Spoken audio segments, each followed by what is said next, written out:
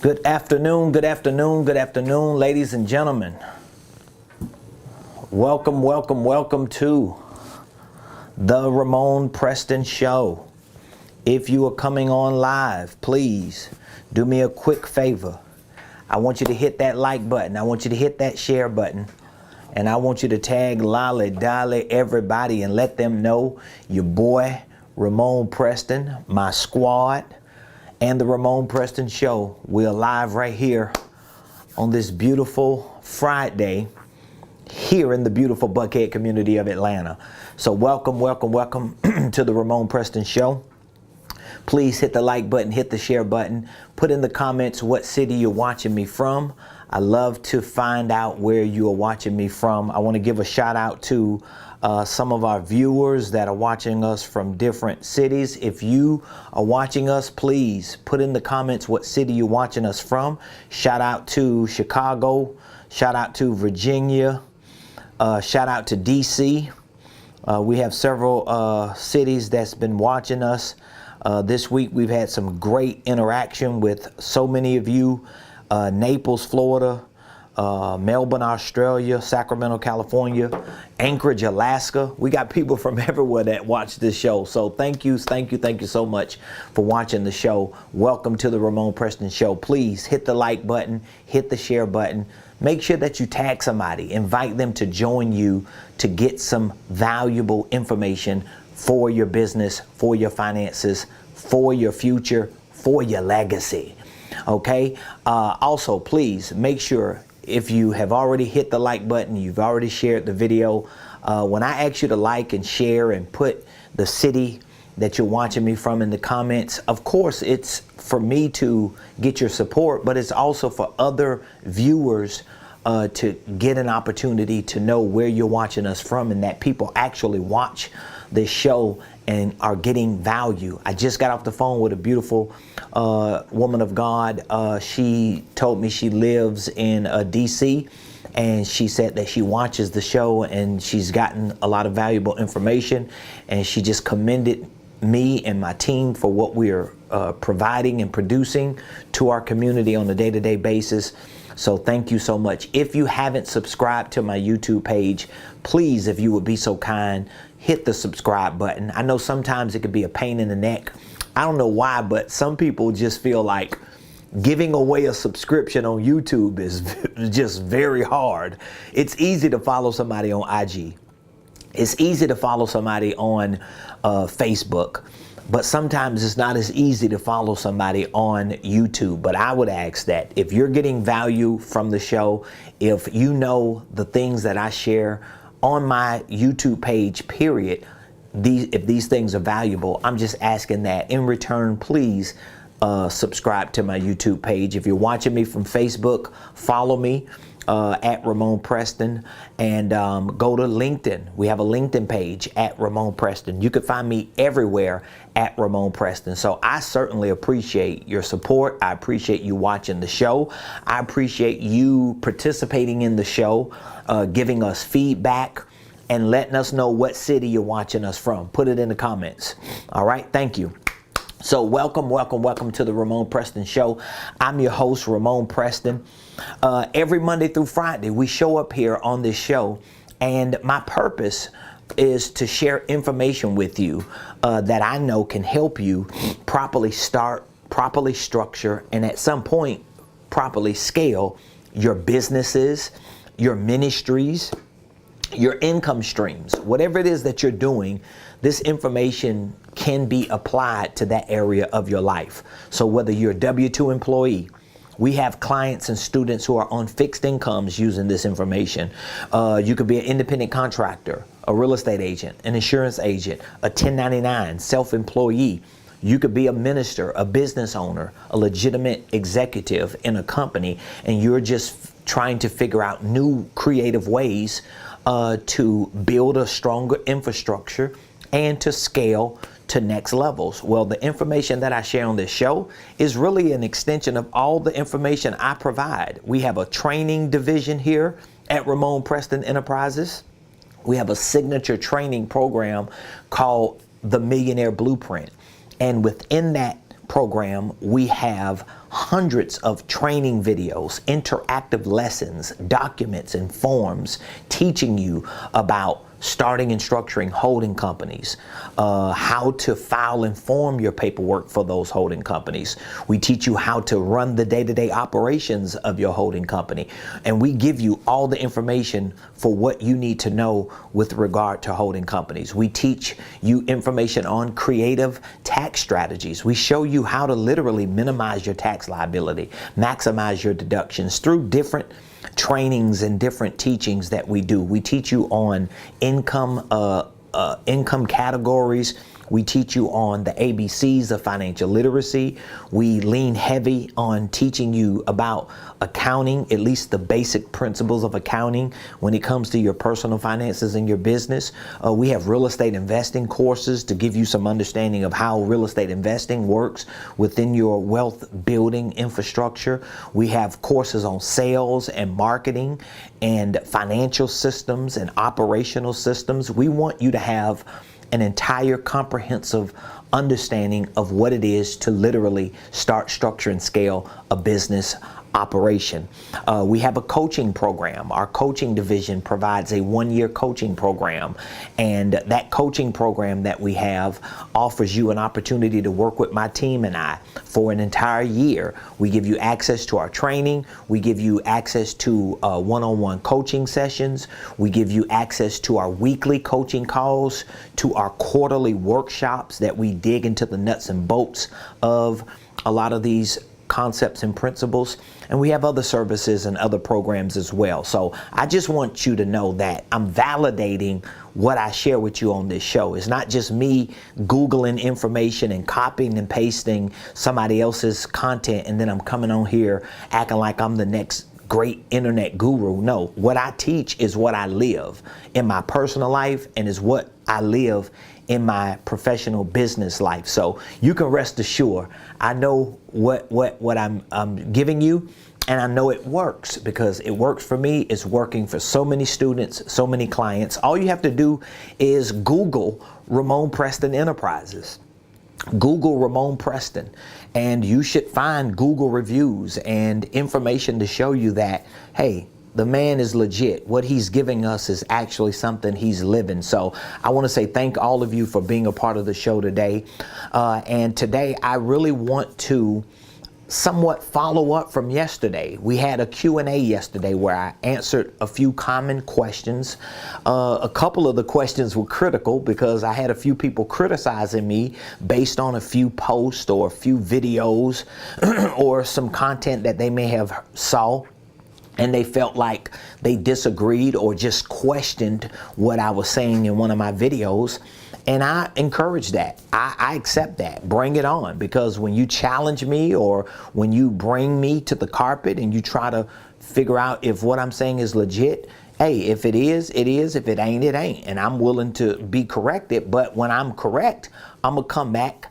I ain't gonna clap back as hard as I could, but I'm going to come back and let you know what I know so that you can see that you need to do some due diligence. So yesterday we had a great Q&A show, and today I really want to do more Q&A, but it's really going to be based on holding company questions and answers. So if you have a question about holding companies, I mean really if you got a question about anything, all you have to do is put the question in the comment. My team is always lurking, and we'll be more than happy to answer those questions. So today's show is really centered around holding company questions and answers. So the first question that I want to answer, which again, I pull some of the most common questions. So when I get a lot of questions, I just pull the common questions and I try my best to answer them.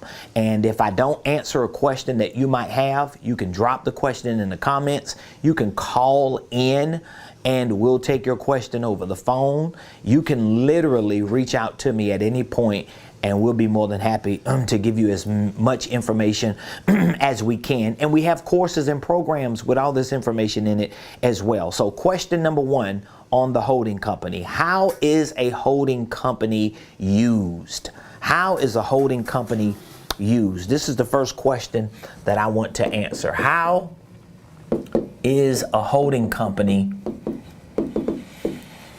used? This is a powerful question because a lot of people who hear about holding companies, they want to start a holding company because when they start hearing about it and learning about it, you realize that this is a powerful concept.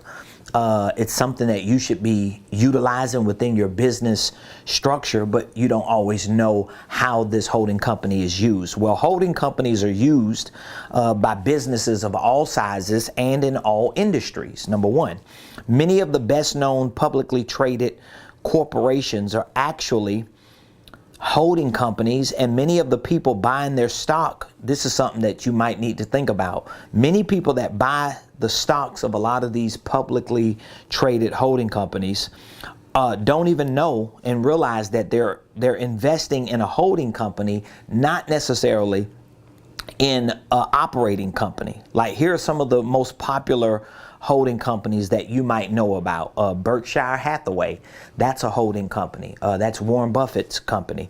Alphabet, which is actually the company that owns Google and YouTube. Johnson & Johnson is a holding company. Prudential Financial, MetLife Insurance, JP Morgan, Bank of America, Walton Enterprises, that's Sam Walton's holding company that his family runs. This holding company owns a lot of the shares of Sam's Club and Walmart. Wells Fargo is a holding company. Goldman Sachs, Morgan Stanley, Charles Schwab, Apple is a holding company. Citigroup is a holding company. So it's very important for you to know that these are holding companies. And how is a holding company used? Well, of course, a holding company is used to hold. The key word is hold assets. It holds assets. A holding company holds ownership interests in other businesses. So this is the common holding for a holding company, which is ownership interest, because the goal for you, even as a small business owner, when you have a company, when you have a business that you want to start, or when you are running a business, the goal when you're using this type of concept, this type of infrastructure, the goal is for you to take your operating business and either transfer the ownership to the holding company, or to start a holding company and make sure that when you start an operating business that you make the holding company the owner, because all that does is just give your holding company more power to use when it's time to do other things, like maybe get loans or have more asset value, or to increase the overall net worth of your other companies that are owned by your holding company. So ownership interests in other companies. It may not even be another operating entity that you are running. It may be another company that needs you to invest in it. Well, you can use your holding company to own ownership interests in other businesses that people sell you shares in. You know, you may know somebody who owns a business and you got some extra money that you want to invest. You've done your due diligence on that business and they're willing to sell you maybe half of the ownership or 20% of the ownership, kind of like what you see on Shark Tank. Well, you let your holding company purchase those ownership interests and own them, and you become a part owner, or your holding company does, and that gives your holding company more value. Well, when you purchase real estate, when you invest in real estate, you have a holding company. You have a investment company in your holding company that goes out and make investments. And when you own real estate that's owned by LLCs, those LLCs are owned by your holding company. So those are assets. There are so many other assets. Patents are assets. Trademarks are assets that you could get royalties from and licensing from.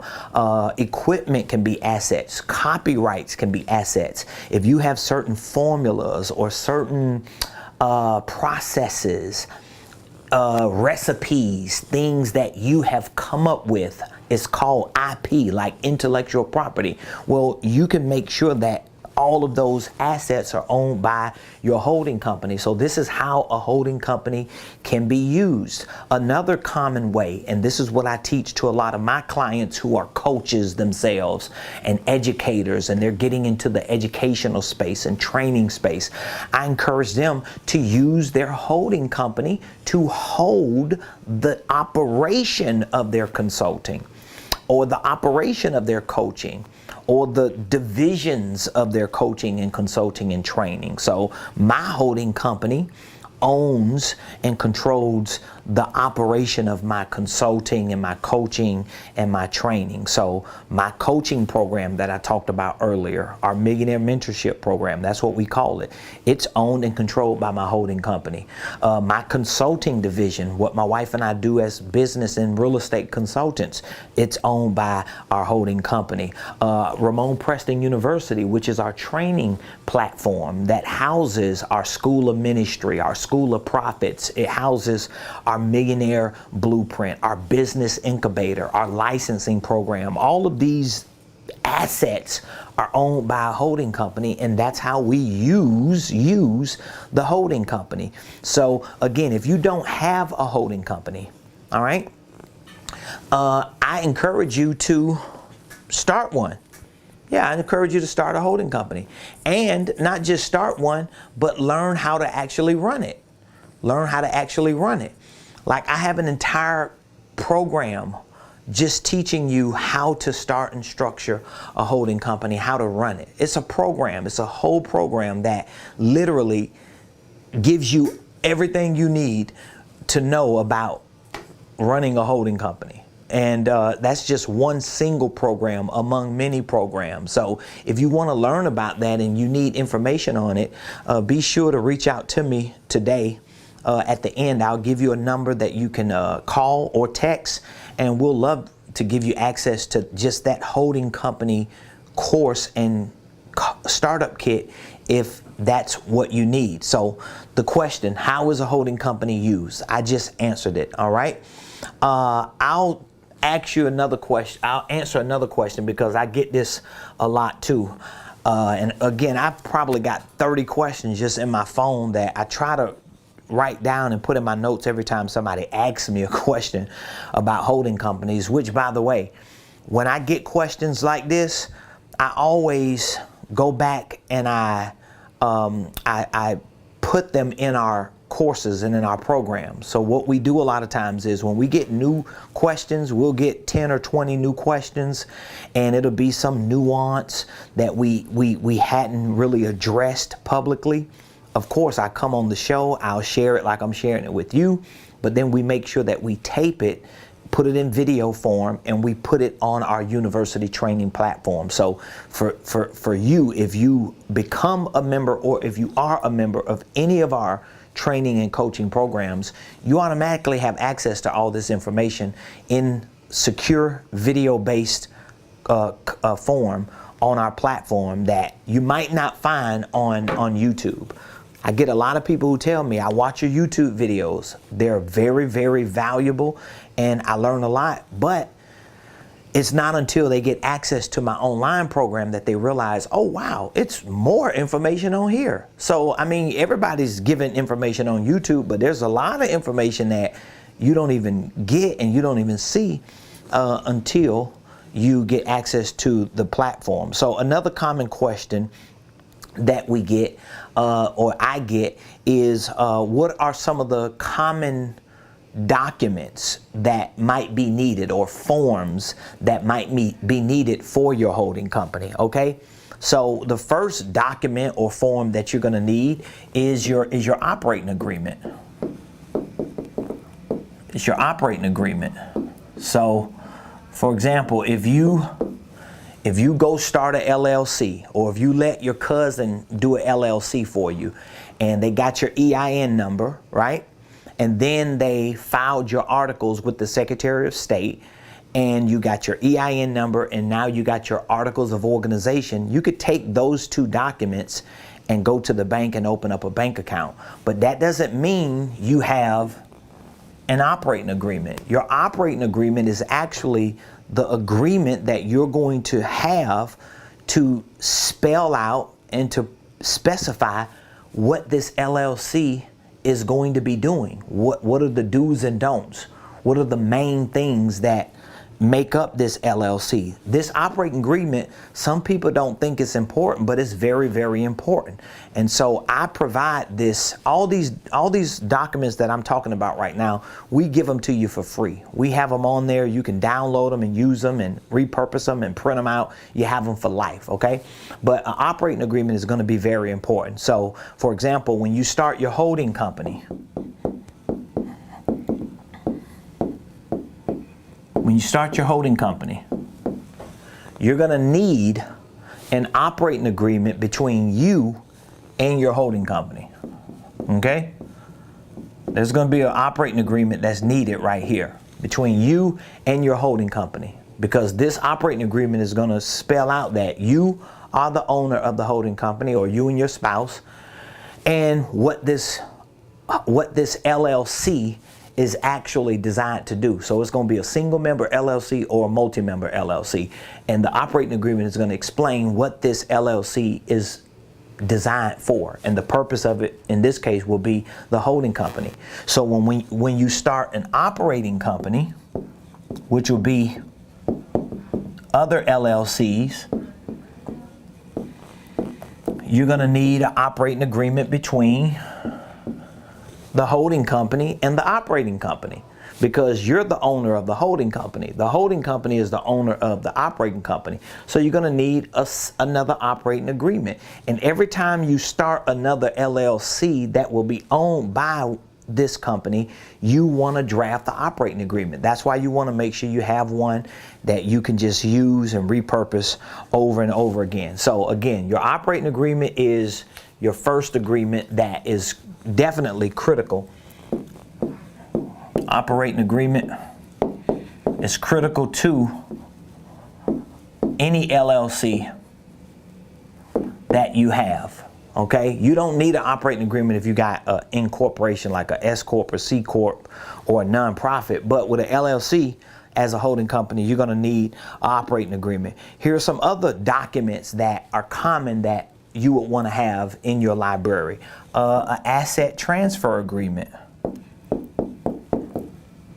Okay, and a lot of times I tell my clients, when you have these agreements, a lot of times these agreements are just papers and documents and forms that you have in your own back office, because you want to make sure you have a paper trail for the transactions and for the activities within your business. Okay, you just don't want to do all these things and then you don't have no way to track and trace what you did. So let's say, for example, if you have some asset that you want to transfer the ownership over to your holding company, but you want to legitimize it. You just want to make sure that it's a legitimate transfer.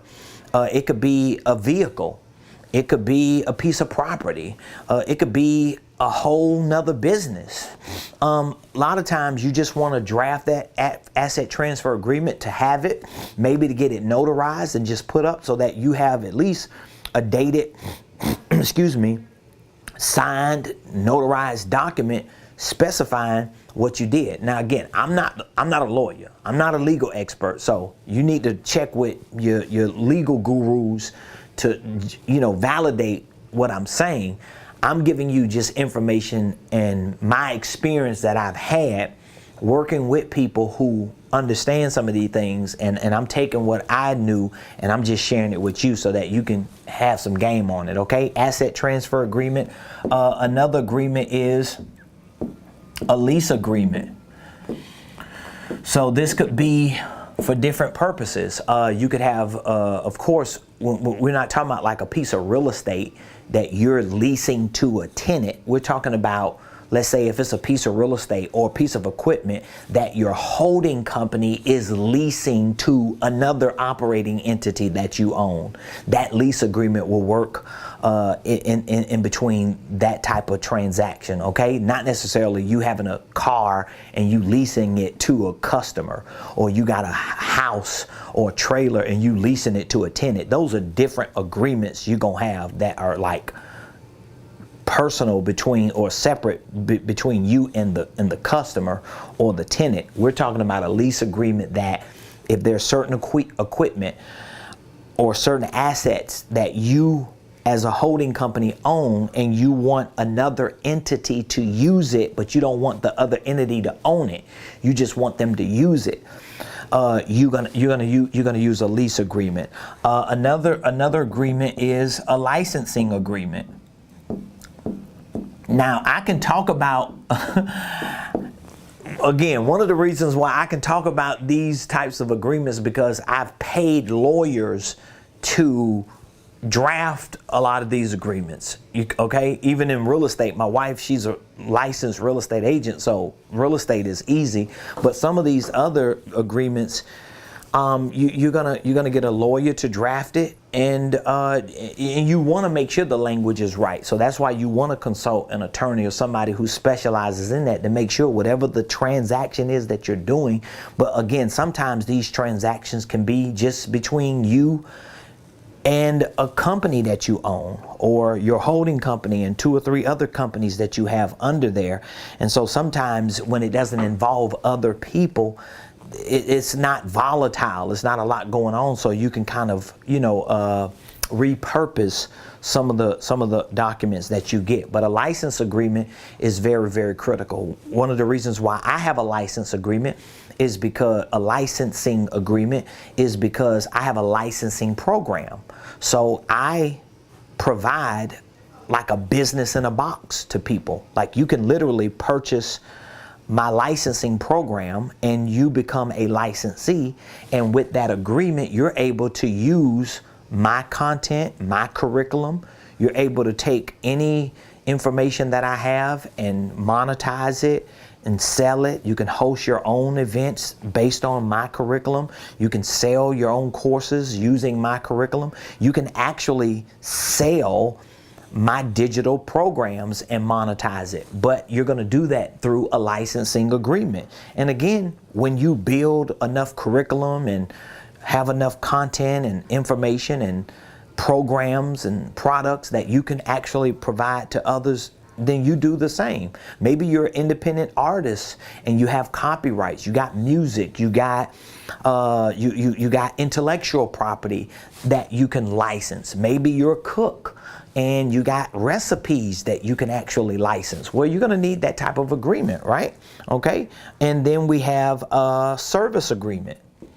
We have a service agreement. Now, the service agreement is really a part of a unique concept that I teach to my students and clients, because I teach this concept showing my students and clients how to take their holding company and use it as their mountaintop company, meaning that they're going to stand on the top of this mountain and they're going to use their holding company here to be the mountaintop entity, and then they're going to build their whole business out under that holding company, similar to like a sales funnel, a marketing funnel, so that they can properly position themselves in the marketplace. When you do that, most likely the services that you provide at the top up here are going to be like coaching services, educational services, consulting services. And when you do that, you're going to need these types of agreements so that when your clients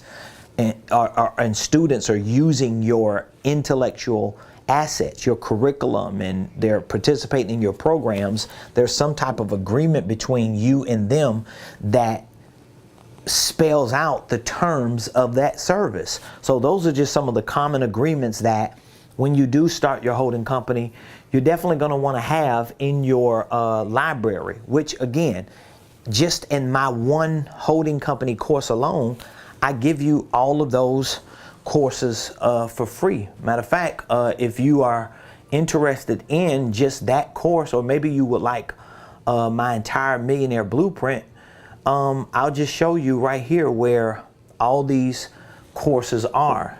Feel free at any point. Let me see here. Can I pull it up?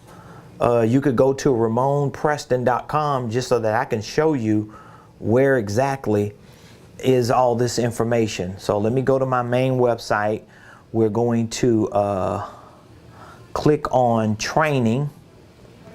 And I just want to show you everything that I just talked to you about. The holding company, starting it, structuring it, running the day-to-day operations.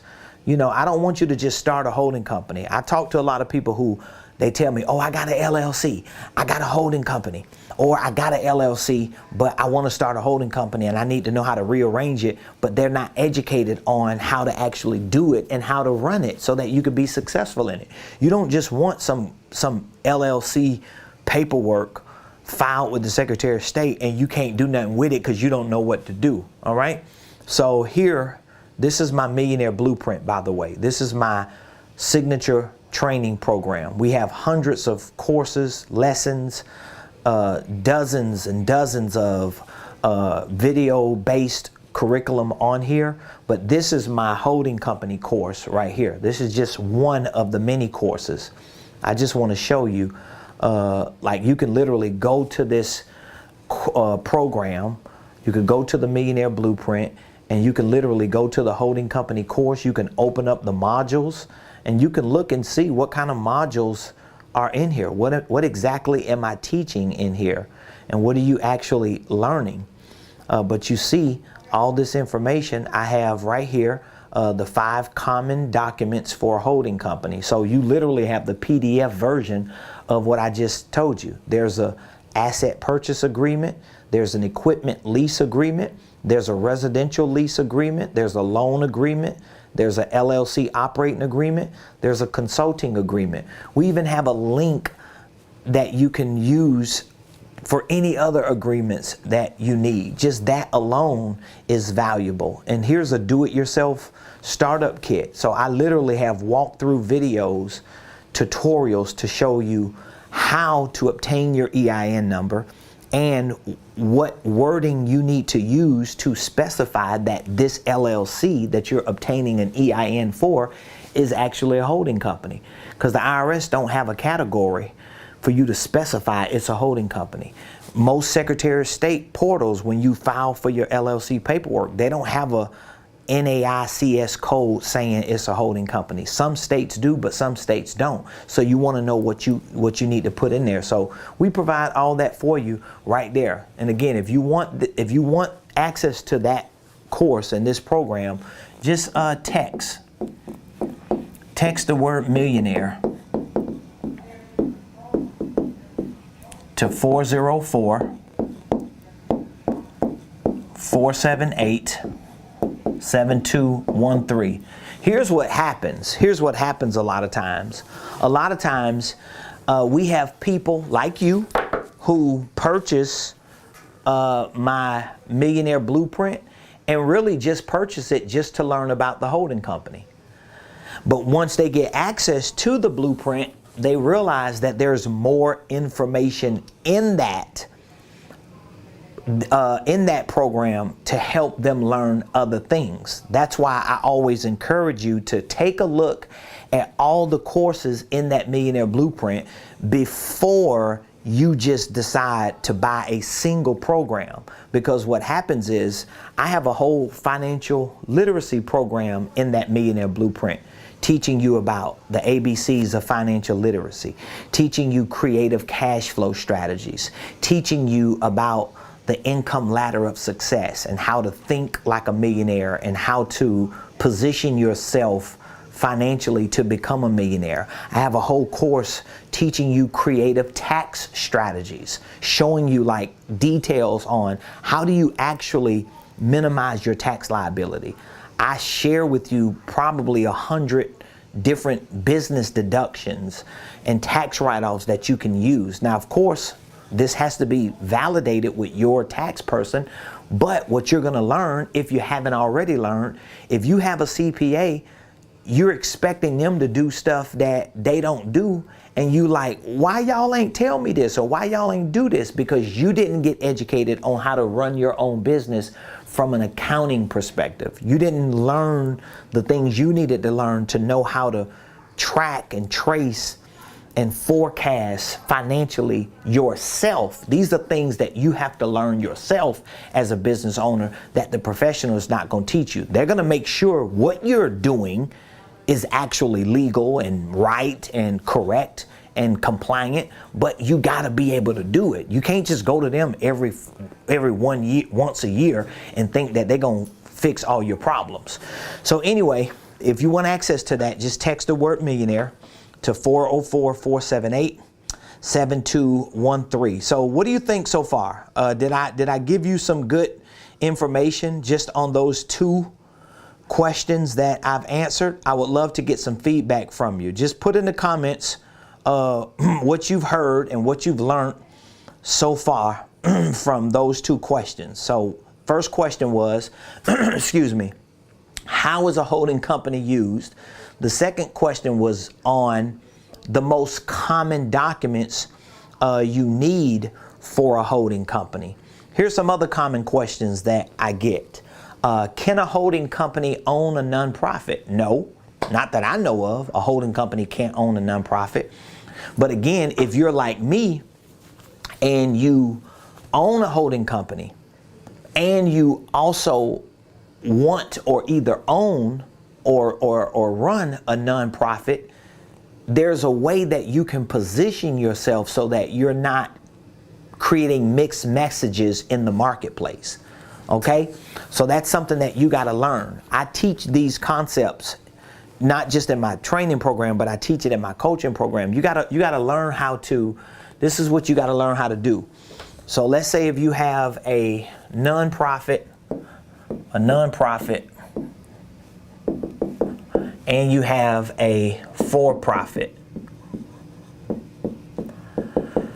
So you have to learn how to create like this Mount Rushmore, this mountain up here, and you have to learn how to sit at the top and almost become a conductor of a train that has 2 tracks. So that's the track for nonprofit and that's the track for profit. And you've got to learn how to position yourself and market yourself in a way that you're not confusing yourself. I work with a lot of people who do like I do, because I'm a minister, so I have a nonprofit. I have a church charter, okay? I have a church. I have nonprofit organization, 501c3. I have school of ministry, got School of Prophets. I have Ramon Preston Ministries. I have leadership academies. Like I got outreach ministries. I got prison ministries, nursing home ministries. Like we got all kind of ministries under here, more than I can name right now. And then over here we got business. But you're not confused because you're being introduced to me. So I'm the conductor. So I'm standing right here in the middle. I'm trying to put myself in the middle of the camera. I'm standing right here in the middle, and I'm deciding where you go. Do you go to nonprofit? Do you go to for-profit rather? Do you go to nonprofit? I'm making that determination and that decision because I'm creating a brand awareness with me, with RP. And then I conduct the traffic. So that's how you build it, because this is going to have to be a separate entity. You can't have this entity owned by this entity. And that's where a lot of the confusion comes in at, because structuring it, filing and forming the paperwork is one thing. That's all back office. But when it comes to marketing and positioning yourself for marketing, for branding, for awareness, you got to have it so that you can be the brand ambassador.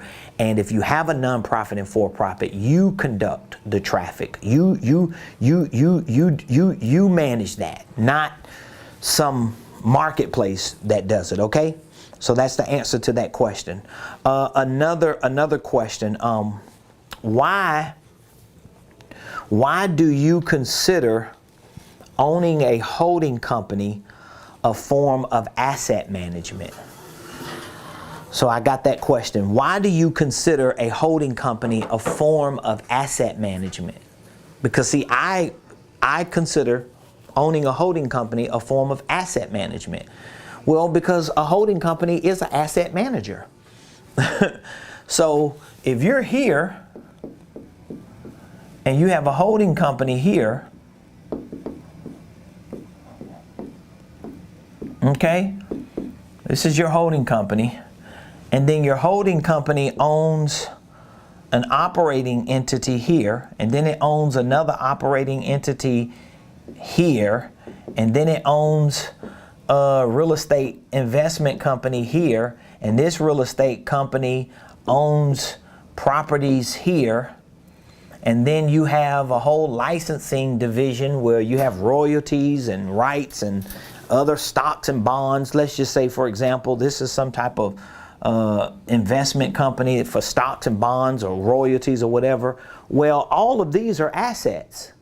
Your holding company is managing these assets, because if something is going on in any of these entities, the manager / owner has to control the narrative of it.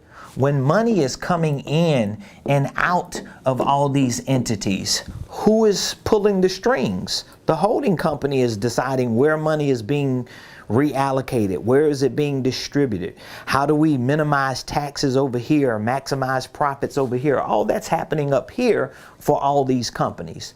This company is not controlling the narrative of that company. This company is not controlling the narrative of that company. This company decides what comes in and out and flows in this whole ecosystem. So in essence, the holding company is the asset manager, but in reality, you are the asset manager. So you actually have to develop yourself and think like an asset manager so that you can actually build your asset, which is your holding company.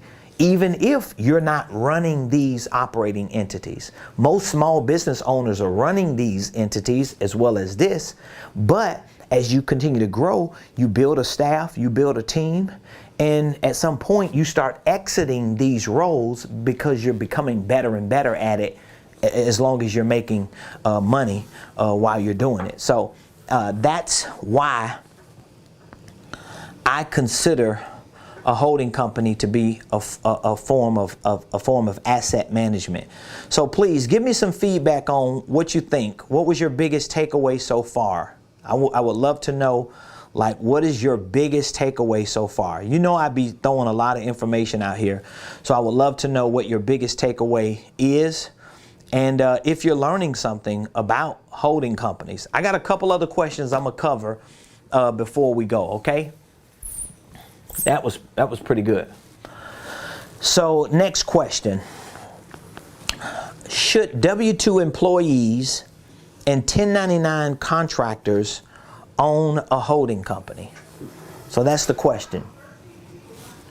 So if you're a W-2 employee and or if you're a 1099 independent contractor, should you own a holding company? Yeah. Yeah. Now, number one, you want to make sure if you're a W-2 employee or a 1099 and you're working for somebody, you want to make sure, number one, that there's no conflict of interest. So that means, for example, if you're working for a marketer and now you're trying to start a marketing company on the side, you're going to have a conflict of interest. You need to just quit and go full time. If you're working for, you know, somebody and you starting a company on the side, there's a thin line between you being legitimate and you being shady. Okay, so let's make it clear. But if you're working a W-2 job and there's no conflict of interest, and you know that you have things that you can run your transactions in your business through, or you have things, transactions and activities that are going on that are business related that you can run through a legitimate business for the purpose of lowering your tax bill and maximizing potential profits, then it is an ideal thing to do as a W-2. But if you're like an independent contractor, you're a network marketer. I'm talking about like the network marketer. If you're 1099, you're the real estate agent. You're a real estate agent. You're the insurance agent. Insurance. Wow, I messed that word up. You're the insurance agent. You're the MLM. You're the affiliate marketer. If you're in the middle like that, you're self-employed. You know, you're self-employed and you're doing your own thing on the side. It's best for you to package whatever it is that you're doing with a legitimate business. Because you got to get legitimate. You got to get legitimate. You're not going to build a successful business if you're an independent contractor, if you're self-employed, if you're just in the middle, 1099 in it. Now, again, some people may tell you, hey, it ain't really no big difference. Well, that's just depending on how you see it. But if you want to be a business owner and be successful, you need to learn how to start a legitimate business. You need to learn how to structure that business legitimately. You need to learn how to build the right systems and processes so you can have a company, not just some gig on the side. At some point, you got to get past the gigging. You got to get into the real thing. And that's why I encourage that, okay? Here's my last question for the day before we go. My last question is, why aren't more people using a holding company as a business strategy? Why aren't more people using that? Why aren't more people using it? I don't know. It could be a lot of reasons. Number one, a lot of people can't find the information. Like, it took me years to figure out the stuff that I make easy for people today. Like, you can literally get access to my course and learn everything in a couple days that it took me years to figure out. The information is not that available. I mean, I can't even tell you the number of people that I've talked to that have told me, wow, it wasn't until I started watching your videos on YouTube that I even understood this, that it even made sense. And I've had people to tell me that they've listened to other people who have given some information on it. There are different people that I know. I've got competition. I've got competitors out there that do some of the similar things that I do. But I've even had people to tell me, whether they were lying or not, but I've had people tell me they're not going as in depth as you are, or at least not on the surface. Maybe after you pay a certain amount of money, maybe they give it to you. But, you know, I share a lot of the information I share on this platform because, number one, I want to do business with way more people than just a few people. I have a goal, I have a mission, I have a vision, I have an assignment for life. And so a part of my assignment, remember I told you I have a church controlled charter as well. So I'm a minister, I'm a man of God. A part of my business is really ministry and service to help our people get educated and to get trained and to get developed. And I think especially many of us, particularly in the black community and maybe some other communities, but I'm a black man, okay? So I can speak on my community. We black people, especially black people of faith, we have so many things that we overlook or we just don't put ourselves in a position for. Like, I come from the hood, and as a black kid growing up in the hood, there's a lot of stuff I never had access to. I mean, you know, when you grew up like I grew up, you never really even went 30, 40 miles away. More like going out of the country or traveling and having all these different experiences. And I'm a 70s baby, so we didn't have the internet or none of that. I'm just sharing this with you to show you that, you know, we were depleted and probably robbed of a lot of opportunities, just to be honest. And so it's a lot of things that I just didn't know. And a lot of the people around me didn't know. And just in my neighborhood, we probably had maybe 8 or 9 churches just in my little small community. My little small community, there was only like 4 ways in and 4 ways out of my community. Okay. You either came down one of those 1, 2, 3, 4 roads to come in my community. And if anything went down, you better know how to come out of one of those 4 and hope that ain't nobody got none of those roads blocked off. That's how we grew up, right? That's the kind of community we were raised in. But my point in bringing it up is we didn't have a lot of access to information, so we had like 8 or 9 churches, and so people in the church they didn't really have a lot of information about business and finances and wealth. I mean, to my knowledge, they didn't know a whole lot about it. You might have had a couple people that might have had businesses that might have been doing okay, but it ain't like they were like massively successful. We talk about people like that. We call them hood rich. They might have been hood rich where, okay, they might be making a couple $100,000 or something. I don't know, maybe $1 million, maybe a couple million, but it ain't like they were massively successful. Massively successful. We're talking about massive success.